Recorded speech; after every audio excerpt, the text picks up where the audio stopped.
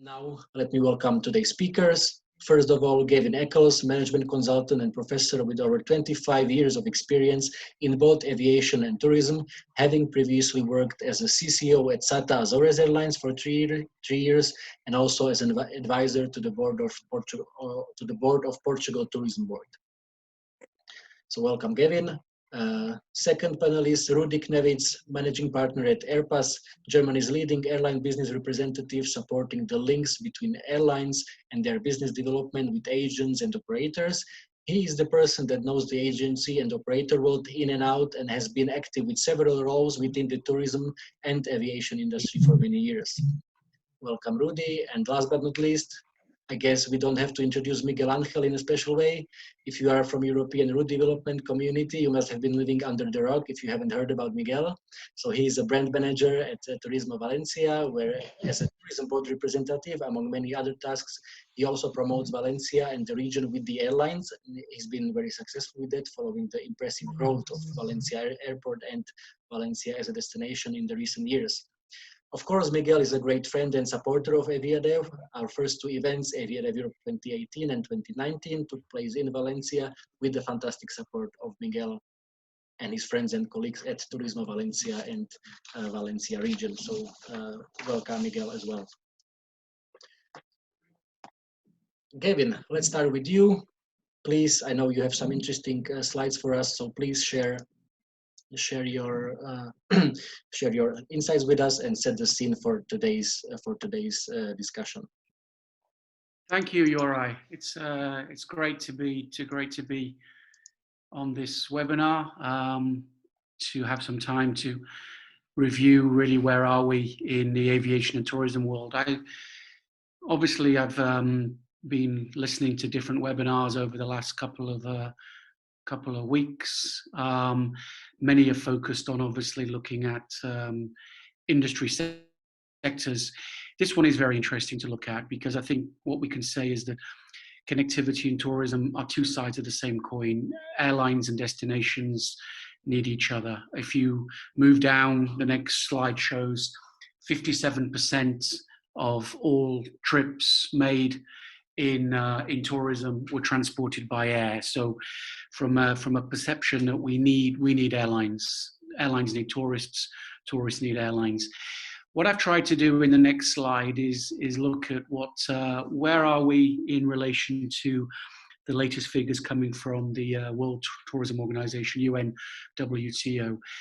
As you can see, over the last nine or so years, we've been running incredibly well. Tourism has been a great reason for business development. And if you look here, we've seen a dramatic increase up to around 1.4 billion arriving tourists at the end of 2019. Europe accounted for around 51% of all the travel relating with tourism. We're talking about an average year-on-year growth of around 5%.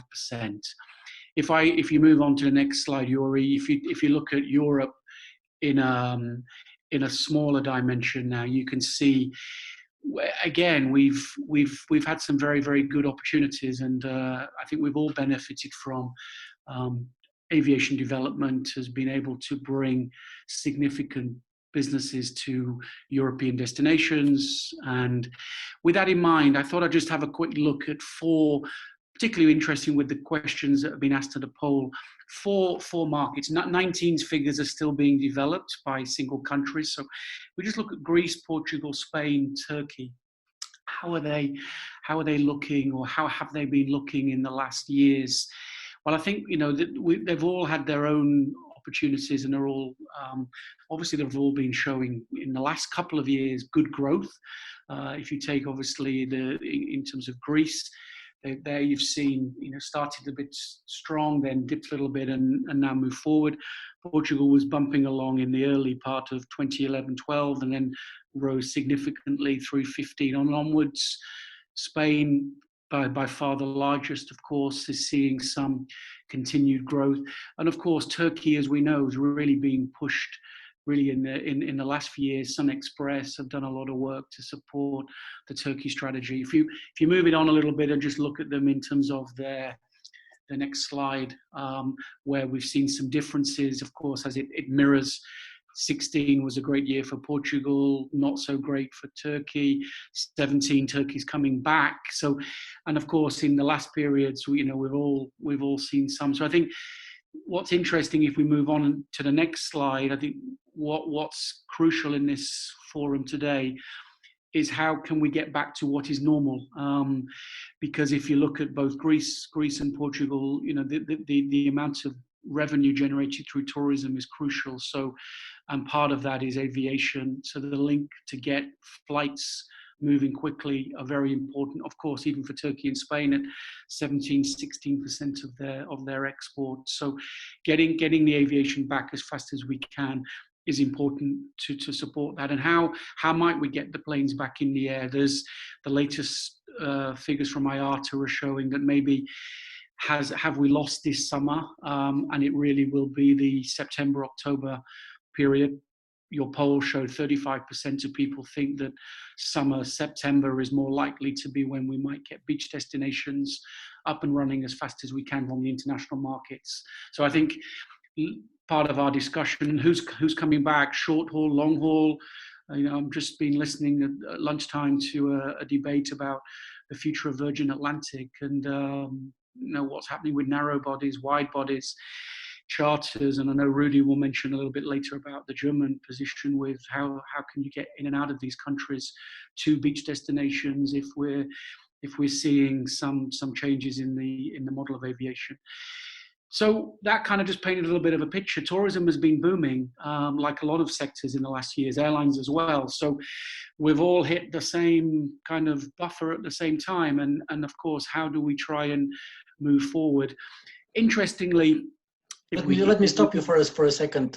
Following the poll, what is your expectation? What do you think when in Europe when people will be able to fly to Spain, to Portugal, to Italy for their beach holiday? I think each country, there's no one size fits all. You're right at the moment. Yeah. I've just seen on this morning, Spain is telling the Daily Mail is saying this morning Spain might not be ready this year.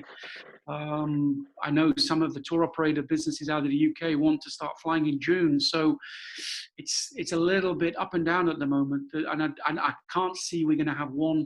The European Union or whatever can't come out and say, okay, we're all ready, please start. It's going to be done country by country, but so I think it's inevitable that some will start before others, and of course domestic tourism probably will kick in much quicker because it's easier for people to manage that in the social distancing. So let's see how we debate that across the next. I think from our side, and obviously what you and John have been doing now for excellence is this perception of how you bring airlines, tourism, and airports together, because I think it's easy for destinations and airports to all say, yes, please, we're ready, we've got a great product, a great offer for you.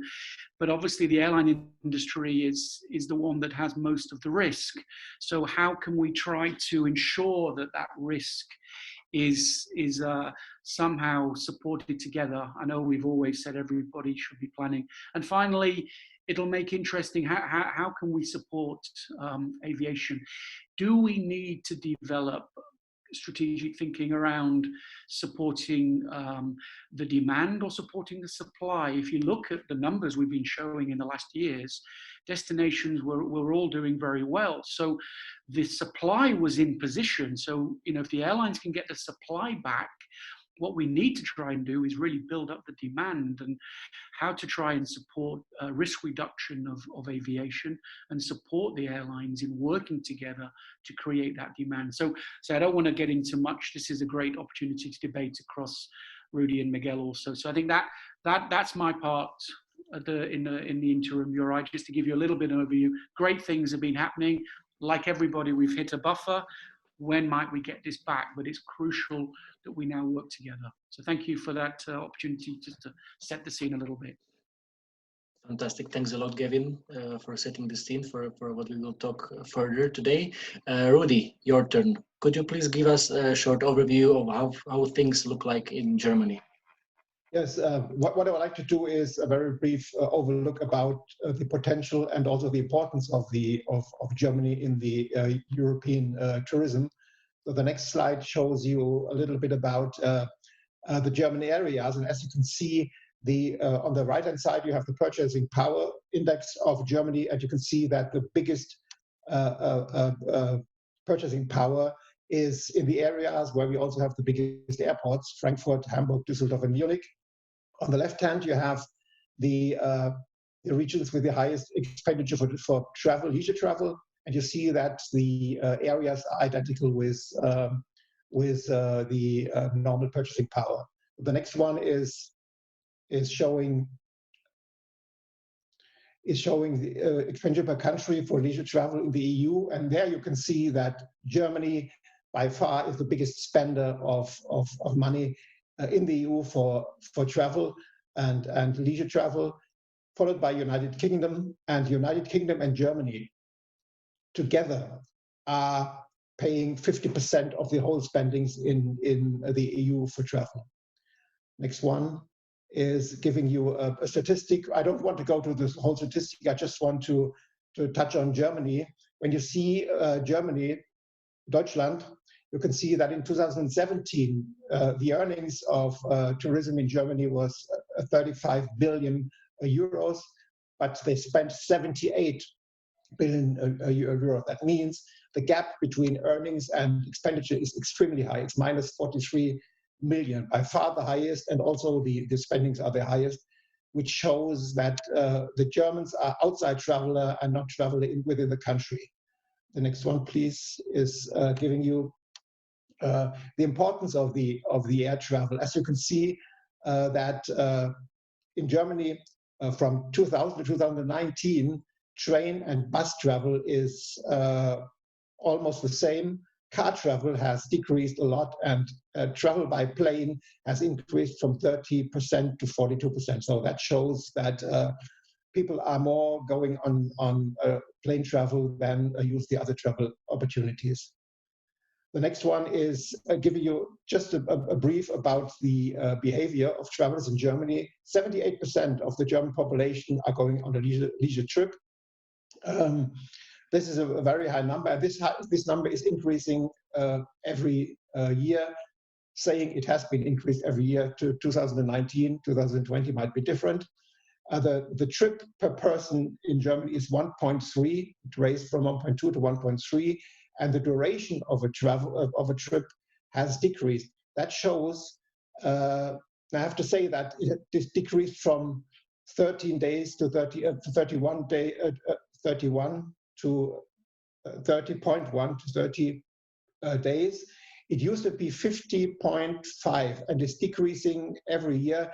That shows that the travel trend in Germany is not only one trip per year, but 2 or 3 trips per year, but very, very short trips. Next one. The next one is showing you the 4 selected countries, the same as Gavin has done, and you see that Spain by far has the biggest number of guests out of Germany. I have not included France, Italy, and Austria for one reason, because we are here want to see aviation and tourism, and these countries are the classical destinations in Germany which are traveled from Germans by car. Talking about air travel out of Germany, you can see that we have 3 sectors. It's the green is international travel. The red is international travel. Green is domestic, and travel within the EU is by far the biggest share. What I also have to include is that domestic travel is going down every year because of the environment discussion. People go from air to train because the train is much more healthier for the environment. On the left-hand side, you see the revenue of the tour operators within the last years. You see that tour operator travel is increasing every year. That means package travel, which is the most popular travel in Germany, is increasing and increasing. Classical travel through travel agencies are stagnating because a lot of people are now doing online bookings. Next one. That was the very good situation until 2019. Now we come to 2020, and I just will point out a few bullet points. A lot of you will know this. Lufthansa has last week announced that they are losing 1 million euros every hour. I mean, that is a lot. They need financial aid from the government. 90% of the staff are on temporary leave, and there are still a lot of discussions. They have grounded most of the aircrafts. They even say that the the big wide bodies will not be coming back. Condor, future uncertain. They need more money to pay the bank loans back. This has changed today. I just heard in the radio today that the German government has given them another loan, or they have increased their bank loan from 350 million to 550 million. So at present they are safe, but nobody knows the future. The discussion at present is that Condor will take over and use Lufthansa will take over and use Condor as a subsidiary for their leisure travel. German Wings, as you may know, is closed down. Situation of the staff is uncertain. The German union has discussions with Lufthansa what to do to save the jobs of these people. Travel agencies, it's expected that 20 to 40% of the travel agencies may close down. This is a very, very pessimistic guess, but it can happen. Nobody knows exactly. As you know, everybody is just guessing, and nobody knows exactly what will happen. Airports, today or yesterday, I heard that Frankfurt Airport is only moving 3.2% of the passenger number they normally have. The same situation is for other airports, and what is even worse, all regional airports, they go to zero because they are more relying on charter business, and charter business is down to zero. Tour operator, the biggest tour operator, TUI, has asked for the government financial help. Situation of small tour operators and mid-sized tour operators is even be worse. Nobody knows what will happen. General, the economy in Germany, it's expected that the GDP will go down by 5.9%. That is a positive guess. The worst scenario is even worse. It could be 10%. And as you may know, 5.9% is a recession, and 10% would be a disaster. This, of course, will influence the travel in Germany, because the disposable income will go down. And the so-called experts are guessing that it can even go until 2022, that the travel industry will recover. Going to the last point. What I have tried to show here is, I just put as an example some players in Germany: airports, tour operators, airlines, tourist boards. And I think the only way, and I have, to be honest, I have no definite answer, but I think the only way to get out of this disaster is that we have find other way than the classical way of cooperation. That means, what I'm trying to say is that every institution has to cooperate with each other to find ways and solutions out of this crisis. Just an example, take TUI. TUI at present is doing their own full charters. I think the answer might be to have part charters shared between other airlines and don't with other tour operators, and don't see tour operators again as the enemy, see them as partner and cooperate together. Thanks a lot for that, Rudy. Very interesting, and thanks for the overview about Germany and how the situation will looks like over there. Miguel, I know you also have something very interesting to share with us today, especially the creative way how you guys in Valencia approached one of the major events in your city. So the floor is yours. Well, thank you, Gavin and Rudy, for your presentations, and Europe for inviting me to this webinar. It's a pleasure always to join, even if it is now online. All the colleagues and all the friends. I'm sure we will be able to meet soon again in Valencia or somewhere else. Rudy was finishing saying that, well, what many people is also saying, we are in this all together, together stronger, and so on. Many from these hashtags are being now shared by many companies and destinations. No? We have this this model, which I've always called it the diamond model. This is how we always try to work, and this is how we went in the last years from 5 million passengers to over 8 million last year, working very close with airlines, with airports, with media, tourism industry, and so on. And definitely, this is what we will have to do again in the future, and we have to do during these days. Of course, when we talk now to each other from the industry, everybody says more or less the same. I don't know what will happen. Being optimistic, we will be able to do this or to do that. No? At the end, this has started as a health problem, and this will finish when this health problem is also finished, or at least when we have a treatment and we don't have so many people dying every day. Today, for example, in Valencia is in such a way a happy day, as in the last 24 hours nobody died from this coronavirus. No, but at the end we need this to happen Europe-wide or worldwide to go over this situation. I'm not going to give you more data because Gavin and Rudy already gave most of the data that we all have and work with during these days. Jurak, if you can move to the next slide. I wanted to share with you this story, which is about, this is the fire that we were going to set up, to build in our city council square. We build up 400 fires in Valencia every March, and the main one is the one from the city council. And this year it was designed. This was designed many months before this COVID issue, and it was claimed for patience, calm, and hope.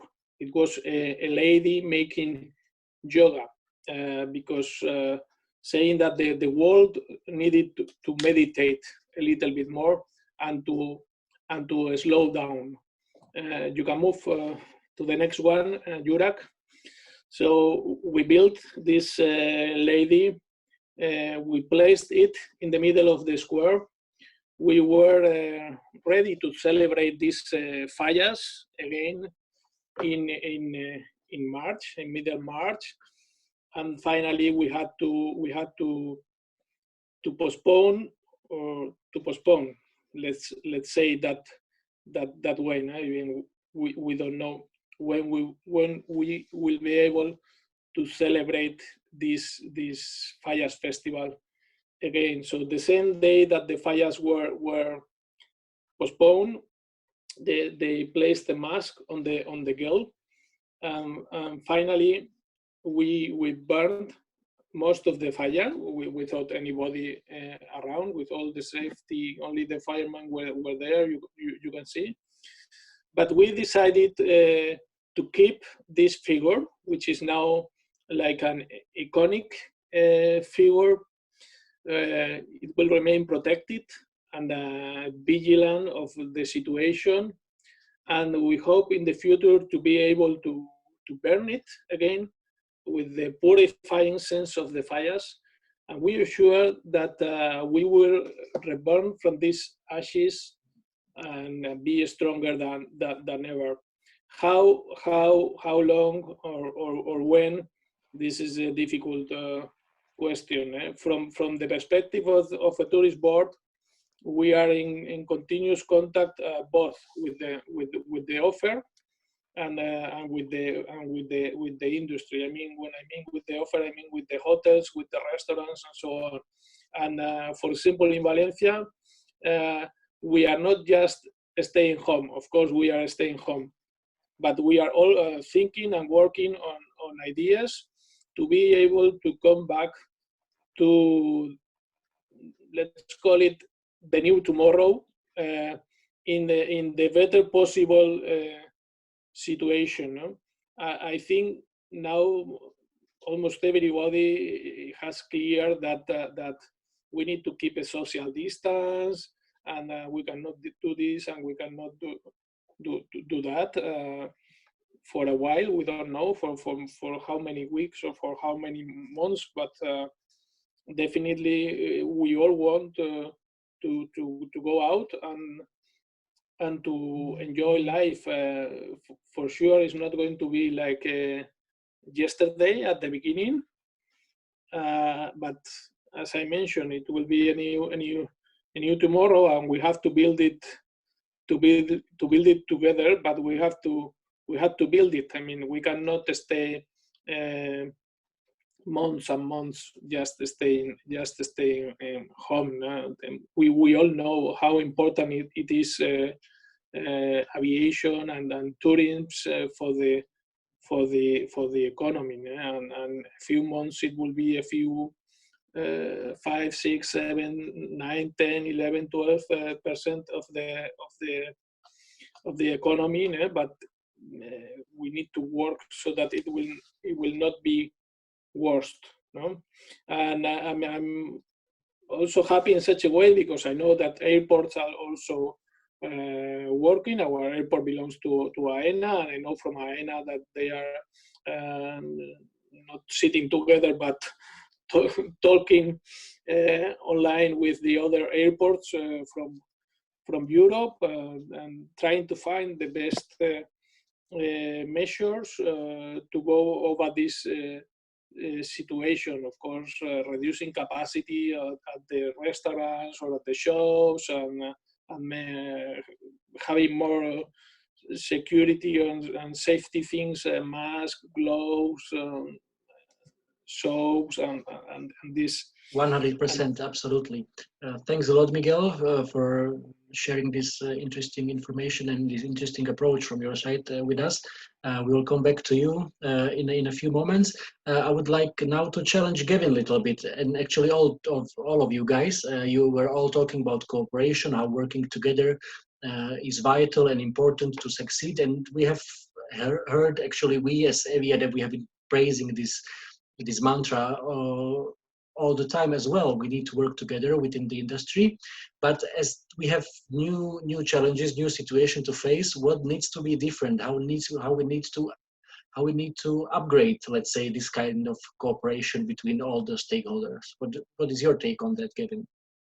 It's interesting. I know if I look back, maybe 10 years ago now, when I kind of started working with the tourist office, and I saw, interestingly, one of the chats about self-catering and non-all-inclusive. I remember we had huge discussions that Turkey and Egypt were changing the vision of tourism by building all-inclusives, and Spain and Portugal were a little bit left in the dark because we still wanted to have people go to fantastic restaurants and eat great Portuguese and Spanish food.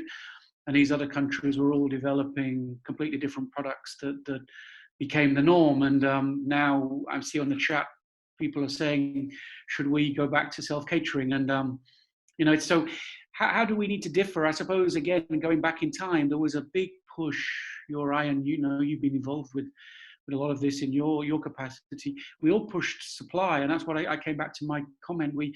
Airlines were kind of at the mercy of what airports and tourism boards could do for them.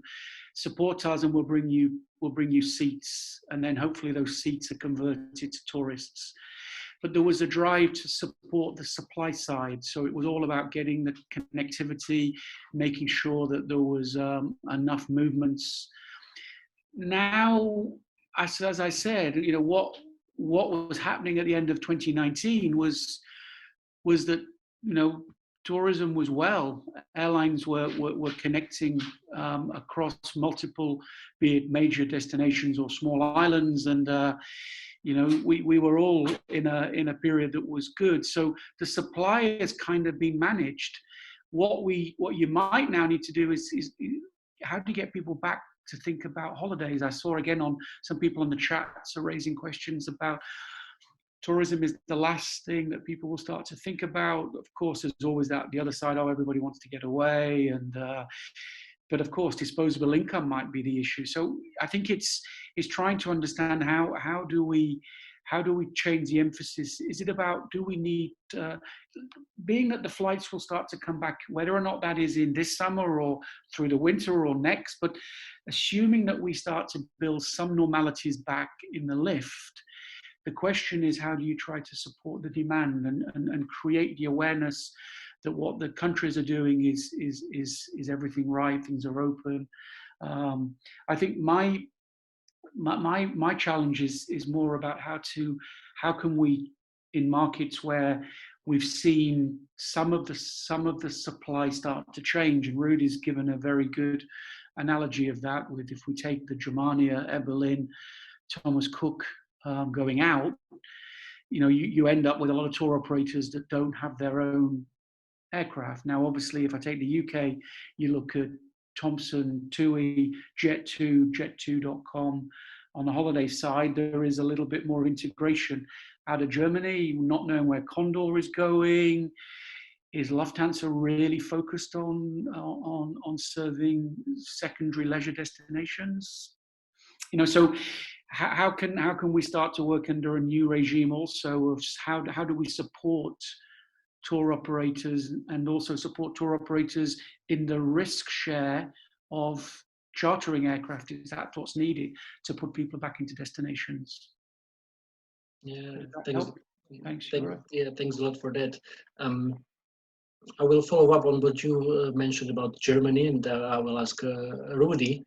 On one of your slides, when you were emphasizing the necessary collaboration between all the stakeholders, I noticed that you have lots of logos there, but I haven't seen any logos of low-cost carriers. So you mentioned, Gavin also said it, you lost Germania, you lost Air Berlin. Let's see how future of Condor will look like, but there may be an issue with let's say with the capacity in Germany for all those holiday travelers. So is there any chance that potentially low-cost airlines can step in and can support outbound tourism from Germany? What do you think, Rudy? Well, I don't.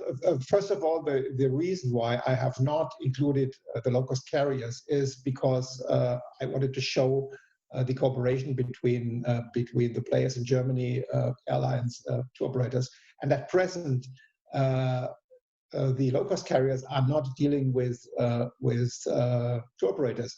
There are obvious reasons for it. First of all, the low-cost carrier have other systems. They are not dealing with allotments for tour operators, with commitments, with net fares.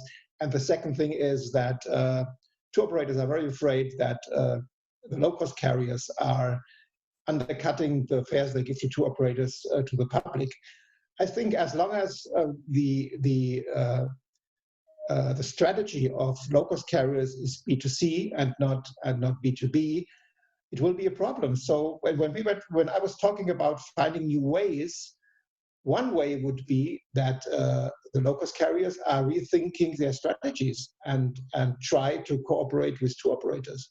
On the other hand, what Gavin said about airlines, I think one thing what we will not have after this crisis is under capacity. We will have an overcapacity. So, I mean, a lot of aircraft are standing on the ground. So there will be a lot of possibilities to get Acme airlines to operate for tour operators, for tourist sports. My worries are, we all know that the European countries are spending a lot of money to help the the economy. This means they spend money for I don't know, car factories, whatever, all kind of industries. And my worries is that the tourism is coming in the priority very low. This means it can happen that the governments have spent all their money for other industry parts, and they will not have money for tourism. As a consequence, for countries which need tourism, Spain, Greece, whatever, the tourist spots might have problems to raise funds to help the tour operators, because although the tour operators will be in financial problems, I'm sure that the tour operators will not do a lot of promotional things without getting support from tourist spots.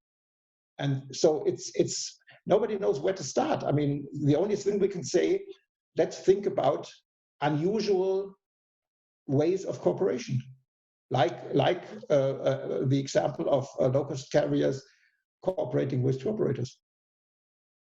Yeah, 100%. That is something we haven't really seen in the past, and yeah, who knows? Maybe there will be some change in this strategy. Time will tell.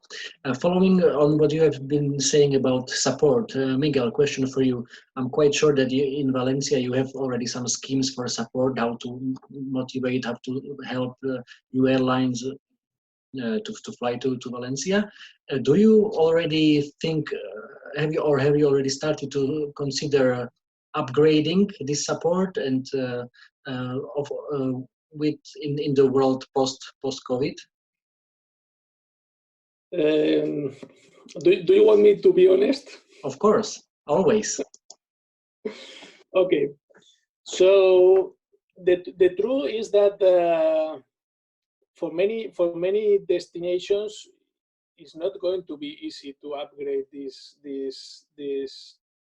support.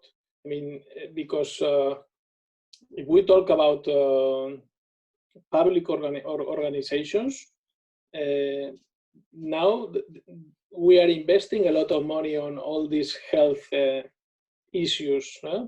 This means, and then the incomes are getting also reduced. This means okay, we are also not investing now a lot of money, so we are saving money for this after COVID. But I think we are all going to have to cooperate and try to use a lot our brains and place all our how do you call this? All our possibilities, all our websites, all our social media. The media also will have to cooperate to reactivate the economy as well. And for a few months, we will have to work with very low budgets. But the truth is that the people they will still want to travel, no? And once it's possible to travel after being during 2 months or 3 months staying at home, when people have the chance to travel, they will travel. Of course, it's going to take time to recover to the levels from the past. No? Mm-hmm. Thanks a lot.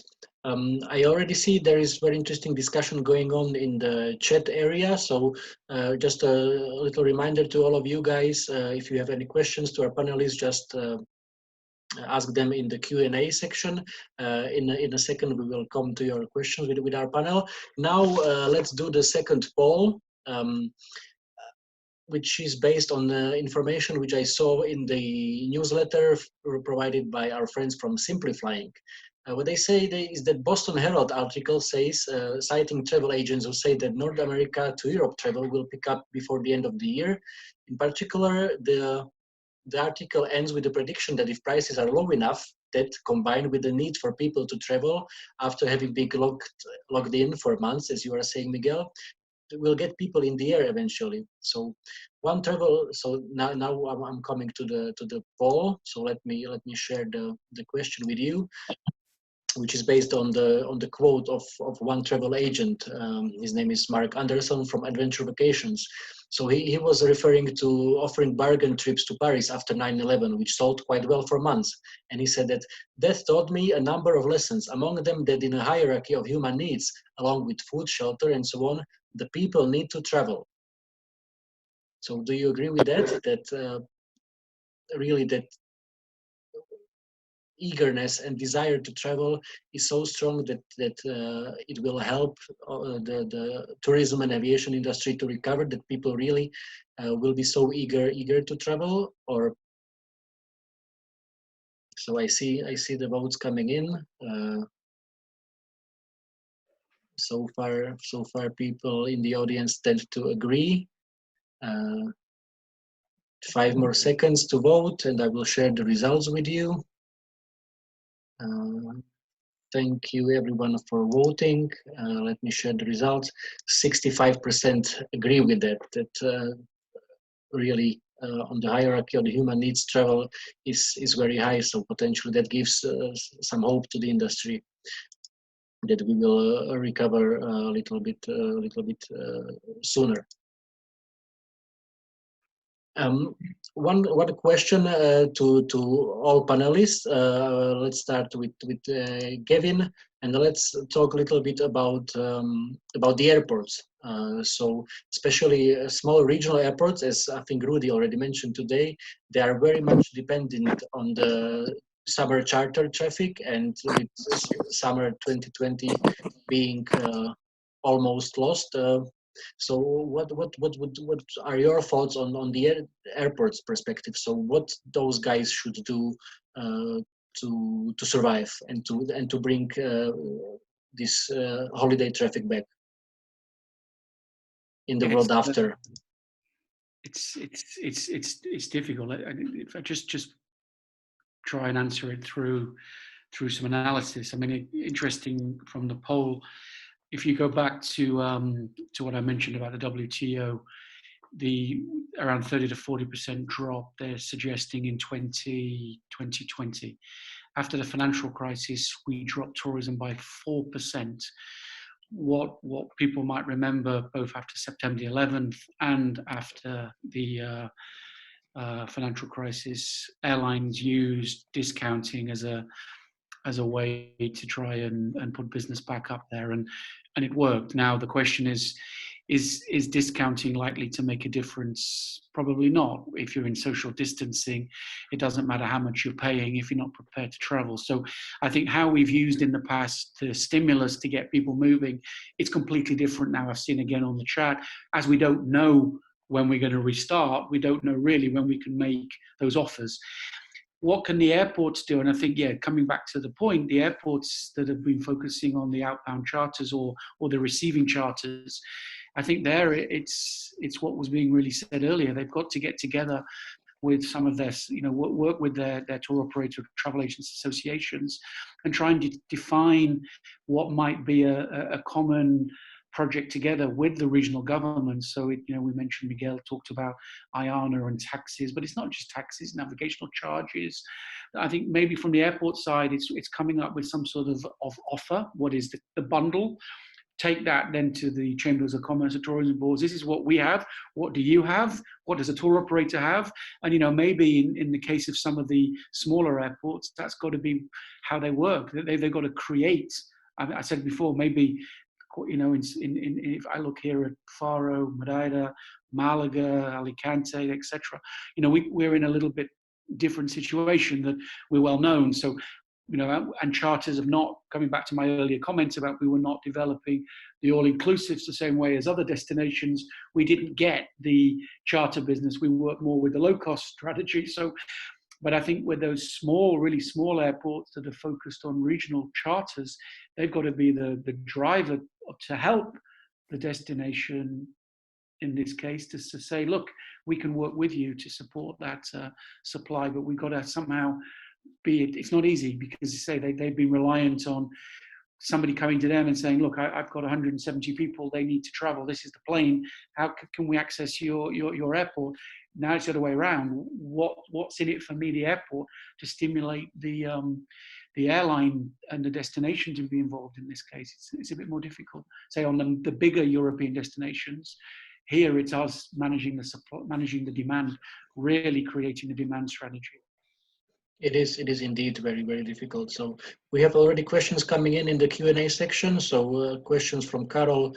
Do you think that we can compare 2008 with 2020 in terms of reasons for not traveling? I think, Gavin, you just answered that.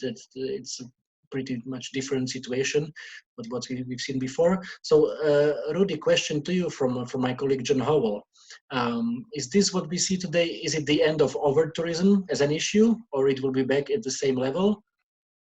What do you think? Well, I don't. I mean, it's the end of the over-tourism for the next few years, I'm sure. But I mean, nobody knows how long it will take to come back. But definitely not within the next let's say 3-4 years, I think. But can I come back for one? Of course, yeah. To the regional airport issue. I think the regional airport issues we have to see both sides. First, the side of regional airports. When I'm talking about Germany, I think in Germany the problem with regional airports is that the regional governments should do something for these airports, because these airports are an income factor for the region. So people are working at the airport, and I think they need support from the regional governments. If this is within the European law, I mean, not everything is allowed. Talking about regional airports at the destinations, like let's say Valencia, like Girona or whatever, I think what could be a strategy is that the tourist board and the incoming operators and hotel associations and hotels, whatever, can come together and try to raise some marketing funds to promote these airports in the countries where people are coming from. So this is, I think, the two parts we have to realize, because one of the airports people are flying off, and other airports where people are flying to. This is totally different. It is indeed. One of the final rounds of questions for today, Miguel, I will start with you. We have mentioned a couple of times that we would like to back to normal, or when things will be back in normal. But from today's discussion and from the previous webinars and from the discussions we all have on social media, we see that there will be something like a new normal. So from your perspective, how the new normal in tourism will look like after, let's say, in the world after? Well, I think at the beginning, people is going to try to travel with not that many amount of people, so it will be more reduced groups of travelers. At the beginning, people will look for open spaces. They will not want to go, at least for a few weeks, in places which are very, very crowded now. But I think, as I mentioned previously, this is going to depend a lot on the sanitary and the health issue, no? Because because I'm sure they are going to find soon a vaccine or a treatment that will make the illness not so dangerous, then people will start acting a little bit more normal, and then we will only study this in books and so on, hopefully, and just think like this was a long nightmare. No?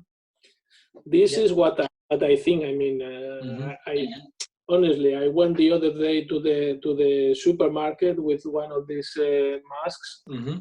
I don't imagine myself 8 hours having beers and drinking and partying with the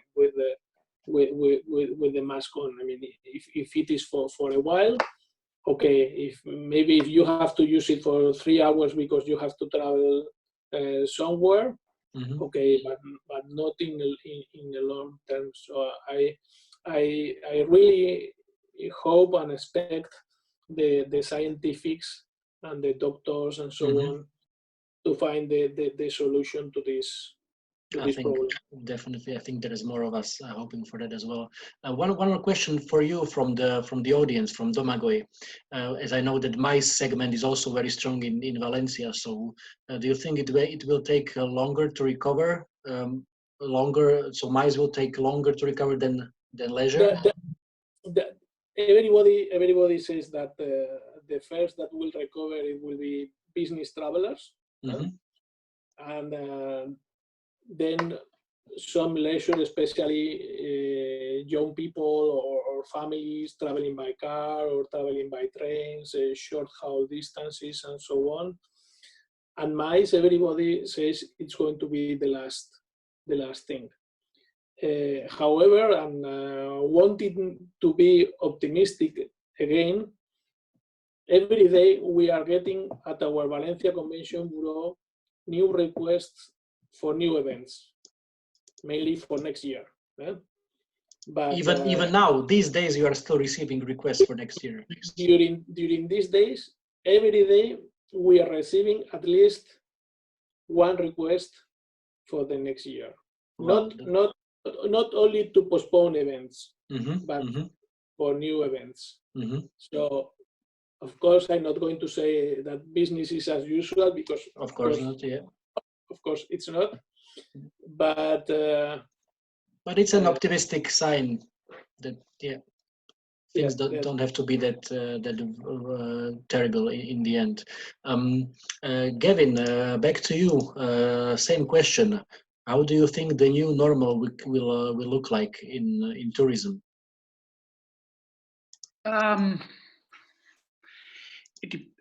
You're right. It really depends. What's the new normal each year in tourism? As I say, I've seen a question from John about cruise ships. Cruise ships were the big thing, and I think 3% of the world's been on a cruise. So everybody was backing cruise ships. People were, as I said, the all-inclusives were a trend, and now maybe we go back to self-catering. There's a question about tour operators. I mean, people said Thomas Cook died because nobody wants tour operators, but we know that's not the case. And so I think each year we were seeing cyclical changes that were completely moving. I think what I can take from the last years in tourism, what we've all been doing, is about creating experiences, and those experiences are what the destinations really help and make that difference. And I think yes, people want to, of course, it's easy now to say we can have some domestic tourism immediately. And I think that's very, very important for places obviously like Spain, for Miguel, here, me in Portugal, that we have 40% of our tourists are domestic. So that's going to be a good way to get some of the supply chain back up, the hotels open. Of course, that's not going to, we need much more than that. But I think domestic is a start. But the whole reason for international tourism was to create new experiences, and that people will want to get back. So I'm trying to be a bit as optimistic as I can. I say I've lived through financial crisis. I've lived through 9/11. I've lived through SARS. I said at least we had endpoints. We don't have an endpoint at the moment, and we aren't all starting together, and that's what's causing much more challenging to say, do we manage supply, do we manage demand? If things, we're talking more here in a European perspective. So let's be honest. A lot of the countries I've mentioned, Spain, Portugal, Greece, Turkey, we're reliant on the narrow body mixture of tour operators, low cost. If Lufthansa are parking A380s, as Rudy said, and 747s as KLM, they really were not flying into Greek islands. They were not flying into Antalya. They weren't. So, I know, horrible to say it, that others will lose. But I think, in a European's point of view, our supply hopefully will stay. Airlines will put that supply back. It won't come all at once, of course not. Build back the supply with the confidence. But it's the demand that I think is, many questions I've seen in the chat about families, income. We've got to make sure that we make that reason for travel again. It's about learning, sharing, and building up new experiences. Absolutely, 100% agree. Rudy, same question for you. How do you think the new normal in tourism will look like? Well, it's a little bit like fishing in muddy waters, because, or you ask the Oracle of Delphi to talk about that. But I am fully aware of that. I just want to hear your opinion. What do you think? The thing is that the situation is so uncertain that give you again a small example. One of the board members of Lufthansa says the times of low cost and very low airfares will be over. Then Ryanair said there will be a big price war between airlines to get market shares back. So what is wrong or what is right? So my opinion is, first of all, the mass tourism of the lowest segment will suffer a lot, because, as you may know, when you have an economic crisis, the lowest segment or the lower income are the ones who suffer a lot, and they will not have the money again to travel. So this mass tourism may not come back immediately, but tourism in the middle market segment, I think, was the one which will come back earlier. But as I said, that's my guess. If I'm right or wrong, I don't know. Yep. The future will definitely tell. Among other things, before we say goodbye, I have one more poll for all of you. Among other things, health safety, of course, will be the big thing from now on in all parts of the journey, starting actually at your home, to journey to the airport itself, the plane, and then the destination, resorts, hotels, taxis, and all that stuff. So they will definitely. It will be necessary to put more focus on that on every part of the journey. And I have a third question I wanted to ask you regarding the aviation. So that there is ongoing debate about blocking off the middle seat. So what do you guys think? It is a game saver? It is nonsense? Or you're just not sure if it helps to the recovery of the industry? So as I see the responses coming in, maybe you guys can quickly share what do you think, Rudy, on blocking off the middle seat? I think the biggest problem is, as a lot of airlines and above all the low-cost carriers, I mean, they calculate break even with a load factor of 80%. How can you reach 80% when you leave the middle seat free? It will be a lot of problems. I mean, when you leave the middle seat free, it means you have to raise your airfare. That's for sure. But yeah. it can be a solution. Probably very probably not in the long term. So 5 more seconds to vote. Gavin, in the meantime, what do you think?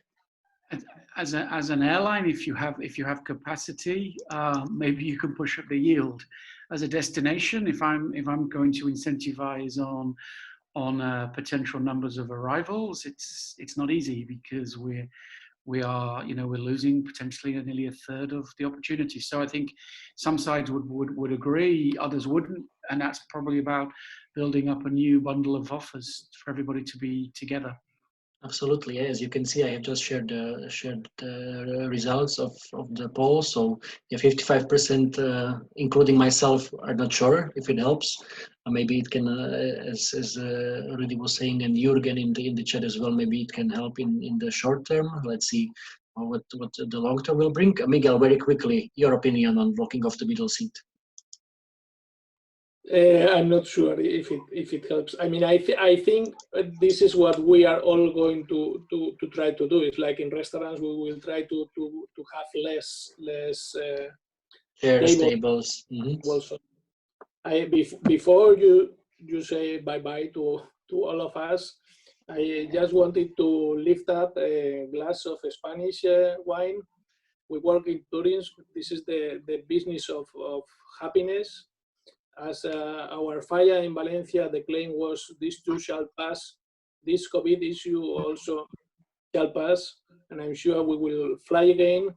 I told you, Valencia, today we had 0 deaths on this coronavirus. I think soon this will also happen in Spain and in the rest of Europe and in the world. and Spain and Valencia will wait for you. Thanks a lot for that, Miguel. Really appreciate it. And thank you all, guys. Thank you, Gavin. Thank you, Rudy. And thank you, Miguel, for your time today, for sharing all the interesting insights, facts, and figures, and your expertise and your opinions with us. We really do appreciate it. Thank you also, everybody in the audience, for joining us today. Before I say goodbye, I have 2 more invitations for you. Next week, at the same time as today, we will have another webinar. For this one, for next week, we partner with kiwi.com. As they have a new tool for you. They will try to look at some future figures, which flights are people searching at the moment, with a great new tool that guys at kiwi.com have now available. So that's for the next week. They will try to answer the question: when is traffic coming back to your airport or destination? Which of your markets recover the fastest? Which is coming back the strongest? How do you do your top 10 routes develop over time? How it will change, and how you can attract passengers even in low season. So that's already for you for next week. So follow us on LinkedIn, follow all the updates. Same time, 1 p.m. at London time, next Tuesday, we will be back with the AviaDev Europe webinar. And I have one more invitation for you. Following the success of our very first AviaDev aviation quiz and responding to the great demand from the community, we will do a second edition of AviaDev Aviation Quiz on the 7th of May, so there is time for that, but you can already save the date. You can even register using the link, and we will be here with the AviaDev Aviation Quiz on the 7th of May. Again, follow us on LinkedIn for all the updates. And as promised, today's session is recorded and will be placed on YouTube tomorrow and on our podcast as well, so you can watch or listen again. You can share with your friends and colleagues. And thanks a lot again for joining us. We really do appreciate it. And stay safe until next time. Cheers. Bye-bye. Thanks, guys. Thank you. Thank you. Bye. Cheers. Bye-bye.